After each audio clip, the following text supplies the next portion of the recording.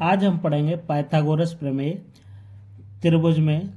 तो देखो ये होता क्या है, ये एक त्रिभुज है मेरा ABC, ठीक है। ये हमारा त्रिभुज है।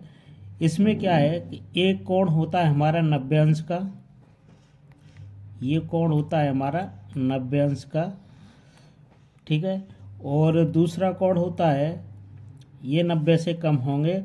अगर ये हमारा, ये मान लो हमारा 40 का है, तो ये हमारा कितने का हो जाएगा,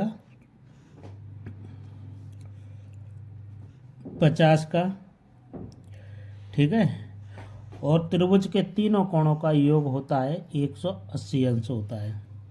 तो सबसे पहले हम जानते हैं क्या कि त्रिभुज के तीनों कोणों का योग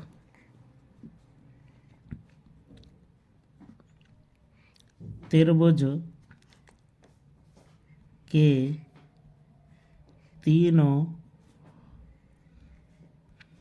कोणों का योग 180 अंश होता है, ठीक है। त्रिभुज के तीनों कोणों का योग 180 अंश होता है, ये बात समझ में आनी चाहिए। फिर दूसरी बात क्या है कि समकोण त्रिभुज में, समकोण त्रिभुज में एक कोण 90 अंश का होगा तथा अन्य कोण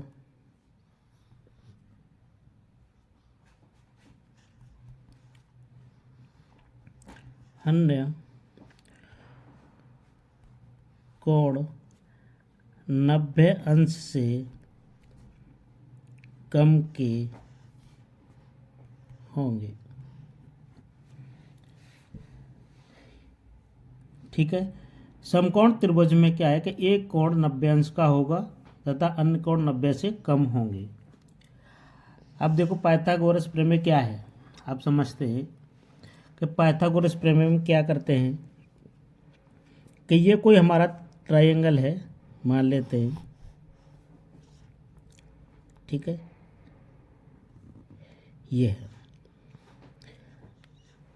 ये A नाम देते हैं, इसे B और इसे C, ठीक है। ये हमारा 90 अंश का है।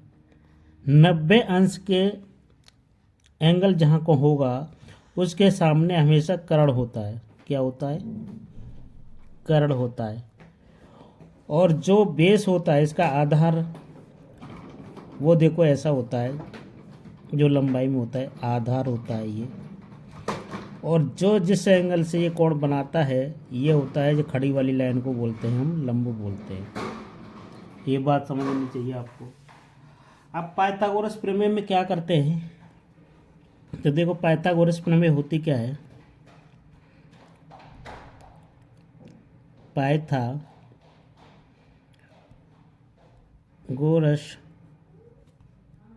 प्रमेय, ठीक है। पाइथागोरस प्रमेय को जानते हैं। पाइथागोरस प्रमेय होती है, इसका एक फार्मूला होता है, कर्ण का वर्ग बराबर लंब का वर्ग प्लस आधार का वर्ग। जो कर्ण की लंबाई होगी ना, वो होगी लंब का वर्ग होगा प्लस आधार का वर्ग होगा, इन दोनों की भुजाओं के योग के बराबर होती है। ये हमारा एक फार्मूला होता है।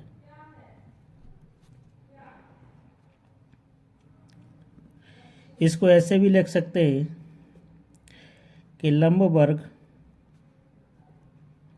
प्लस आधार का वर्ग बराबर होता है कर्ण का वर्ग, या ऐसे भी लिख सकते हैं। अगर आपको कहीं मिल जाए तो आप परेशान ना हो,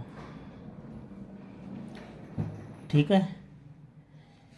ये होता है ऐसे भी लिख सकते हो आप, लंब का वर्ग प्लस आधार का वर्ग बराबर कर्ण का वर्ग। ये बात आपकी समझ में आ गई होगी। अब करते हैं इस पे क्वेश्चन स्टार्ट। ठीक है, पहला क्वेश्चन देखते हैं। अब